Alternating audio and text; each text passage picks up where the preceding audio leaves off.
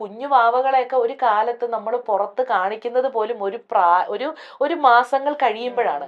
പക്ഷെ ഇന്നൊക്കെ പ്രസവം വരെയും ജനങ്ങളിലേക്ക് എത്തും. അതിന്റെയൊക്കെ ഗുണങ്ങളും ദോഷങ്ങളും ഒബ്വിയസ്ലി ഉണ്ടാവും. പൈസ ഉണ്ടാക്കുന്നുണ്ട്, മോണിറ്ററി ബെനിഫിറ്റ് ഉണ്ട്. പണ്ട് എന്നെയൊക്കെ പ്രസവിച്ച എന്റെ അമ്മയ്ക്ക് ഒരു പക്ഷെ അമ്മയുടെ പ്രസവം കാരണം ഒരു 2 ലക്ഷം രൂപ യൂട്യൂബിൽ നിന്ന് ലഭിച്ചിട്ടുണ്ടാവില്ല. പക്ഷെ ഇപ്പൊ ഞാന് പ്രസവിക്കുകയാണ്, അത് കണ്ടന്റ് ആക്കുകയാണെങ്കിൽ 2 കോടി രൂപ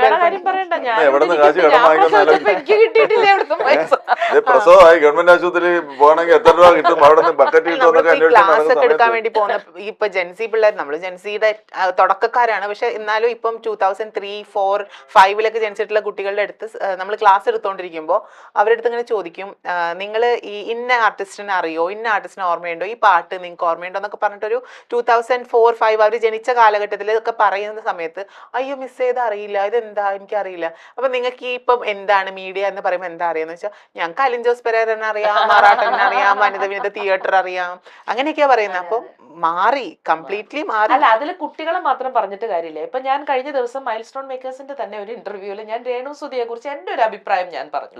എന്റെ ഒരു അഭിപ്രായം എന്ന് പറഞ്ഞു കഴിഞ്ഞാൽ, എനിക്ക് എല്ലാവർക്കും അഭിപ്രായം പറയാനുള്ളത് പോലെ ഒബ്വിയസ്ലി എനിക്കും ഉണ്ടാവും അഭിപ്രായം. അപ്പൊ അതിന്റെ അടിയിൽ വന്ന കമന്റ് ആണ്, നീ ഏതാണ്,